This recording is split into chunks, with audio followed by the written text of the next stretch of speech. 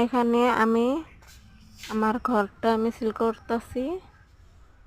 তো আমি ভাবলাম যে অল্প ভিডিও বানাই আমার ঘরটা কিভাবে মিছিল করি। তো মিছিল করতেছিলাম, এটা আমার মেখলা ভাঁজ করতেছি। কালকে বেড়াইতে গেছিলাম, সেই বেড়াইয়া আসছি। আজকে তো বৃষ্টির ওয়েদার, বৃষ্টির জন্য ধুয়ে দিতে পারতেছি না।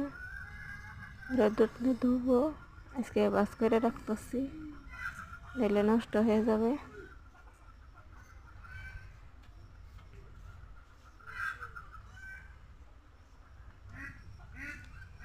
অনেকে বলেন যে আমরা কুঁড়ে ঘরে থাকি,